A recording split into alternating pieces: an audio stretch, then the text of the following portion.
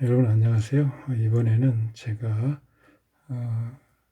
상담을 할 때 사용하는 감명표를 설명을 드리고자 합니다. 여러분들도 공부를 하신 다음에 다른 분들한테 상담을 해줄 일이 있을 건데 그때 어떤 내용을 상담을 해 줘야 할지를 건너뛰거나 어떤 깜빡하거나 할 수 있습니다. 그럴 때에 그런 꼭 상담을 해줘야 될 항목에 대해서 잊지 않고 체크하면서 할 수 있도록 제가 오늘 말씀드린 내용을 활용할 수 있을 것입니다. 기본적으로 인적 사항을 적고요, 사주팔자를 적고 생년월일시를 적습니다. 대운에서 주의할 점이 있는데요. 대운은 우리가 지금 만 나이니 뭐 그냥 나이니 이런 논쟁이 있는데 저는 상반기 예를 들어서 신해 대운이라면 상반기 대운과 하반기 대운은 5년씩 주관하는 걸 끊어서 보는데요. 저 같은 경우는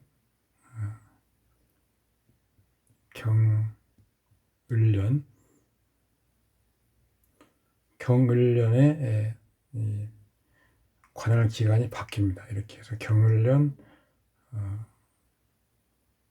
뭐 절기 소서 후 며칠 이런 식으로 적어 놓으시면 그게 만 나이로 바뀐다든지 뭐 그냥 우리 그 실세 나이로 바뀐다든지 하는 논쟁을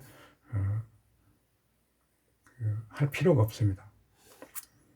그래서 대운을 적으실 때 그 대운이 바뀌는 해를 잘 기재해 놓으시면 유용하게 쓸 수 있습니다. 그 다음에 격국에는 우리 그 흔히 말하는 전통적 그 격국론입니다. 그래서 뭐 칠살격에 식신으로 제사를 한달지 뭐 이런 식으로 여기다 적고요. 그다음에 여기는 주보법입니다. 주보법 제가 중시하는 간법이기 때문에 주보법은 정확하게 주신과 보신, 주신을 보호하는 호위하는 용신이죠. 주신, 보신, 청용신, 희신. 실제로는 청용신이 중요하죠. 주신을 주신답게 하는 글자가 청용신입니다. 사주팔자에서 청용신이 없으면 주보를 가리지 못하기 때문에 그 팔자는 우리 전통식으로 말하면 파격인 것이죠.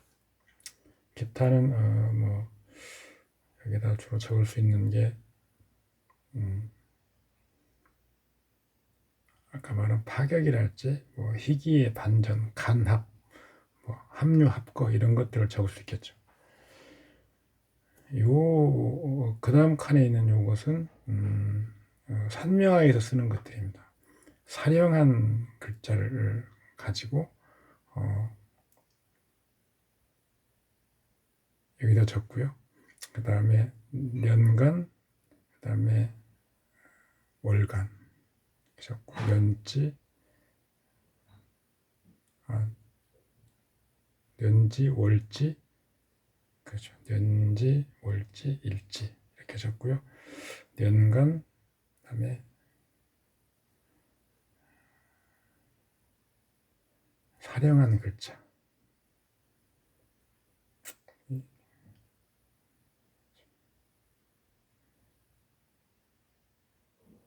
월지, 일지 이렇게 됩니다.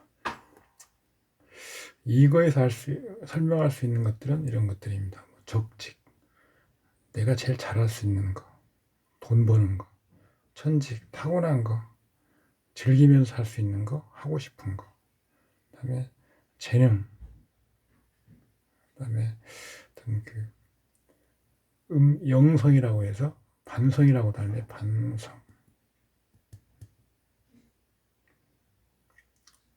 알게 모르게 도움이 되는 거. 그다음에 궁의를 우리가 항상 주의해서 봐야 되는데요. 일단 선천, 년월, 후천, 일시를 나누고 있습니다.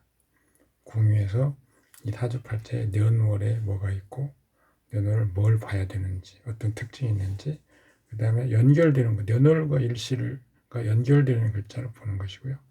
육친, 신사는 저는 별로 주의하지 않는데 원진은 좀 적어놓을 필요가 있습니다. 이 발제에서 원진은 뭐고 원진 위에 있는 십신이 뭐고 관성이 원진이다 그러면 남자라면 어떤 직장생활 이런 것들이 좀 맞지 않는 거, 항상 관사 구설을 조심해야 되는 거 이런 정도겠죠. 이렇게 정리를 한 다음에 이 사접발치에서 읽을 수 있는 것들이 있습니다. 자, 성정. 성정은 항상 뭐 적천수에도 성정이 제일 먼저 나오고요. 성정이 그냥 그 사람의 성격을 읽는 걸로 끝나는 것이 아닙니다. 성정이 어떤 심리 상태에 영향을 주고 그 심리 상태는 행동을 결정하게 되죠. 행동을 결정하는 행위 이게 우리한테 길용을 가지고 오는 것입니다. 그래서 성정은 항상 중요합니다. 격국으로 보는 방법, 주보로 보는 방법, 음양오형으로 보는 방법, 일간의 특성으로 보는 방법 여러 가지가 있을 수 있습니다. 그 다음에 이런 성정으로서 어떤 긍정적인 부분이 뭐고 부정적인 부분 같이 봐주실 필요가 있습니다. 재능 분야는 아까 말씀드린 대로 경제적으로 돈을 잘 벌 수 있는 분야 아니면 진짜 내가 하고 싶은 분야 읽어줘야 되겠죠.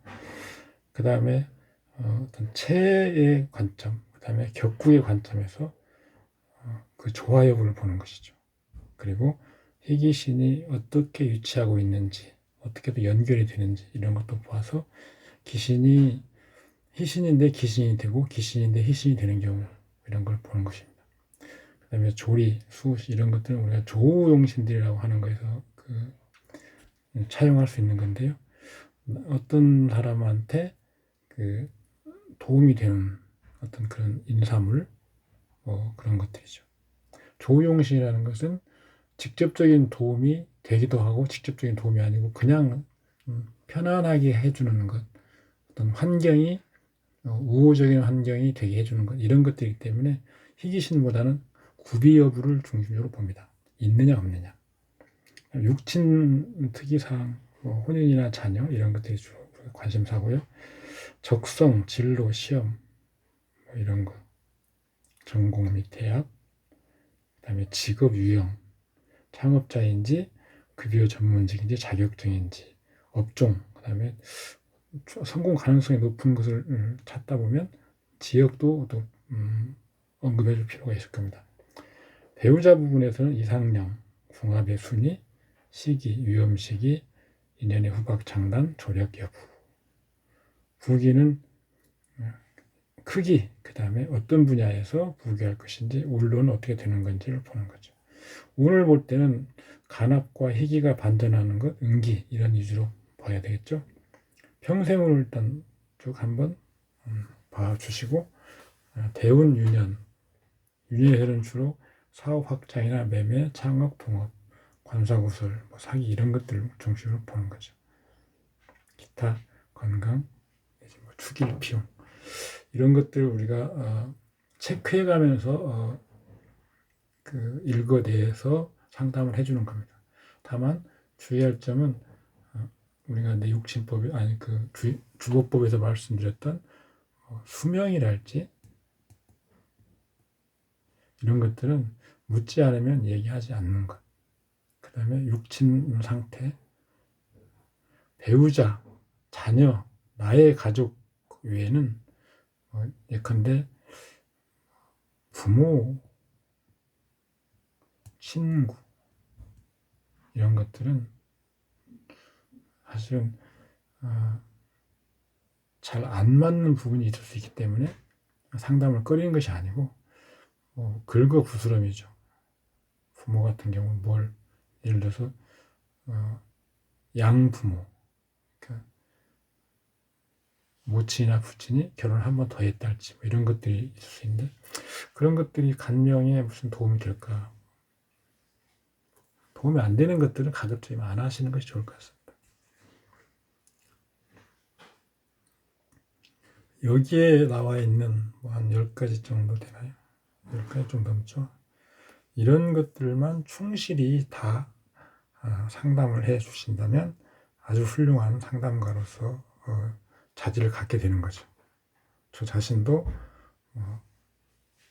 완벽하게 이걸 다 할 수 있다라고 장담하지 않습니다. 다만 이런 거죠. 10가지의 어떤 항목, 사항 중에서 각 항목마다 80%, 90%, 100% 이런 정도로 그 정확도를 올려가는 것이 중요하지 9가지는 100%고 1가지는 못 맞추고 하는 것은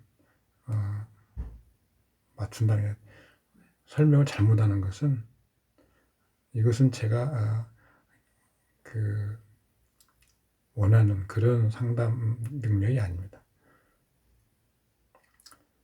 그리고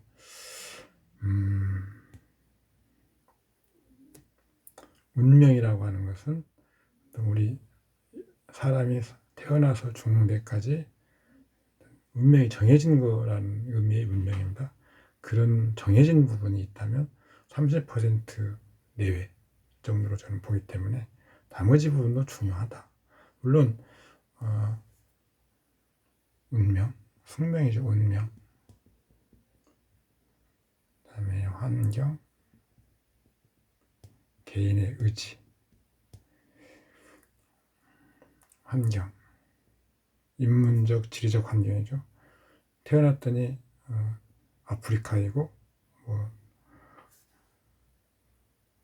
독재 국가이고 뭐 이런 환경, 이런 것들은 내가 어떻게 해볼 수 없는 것들이죠.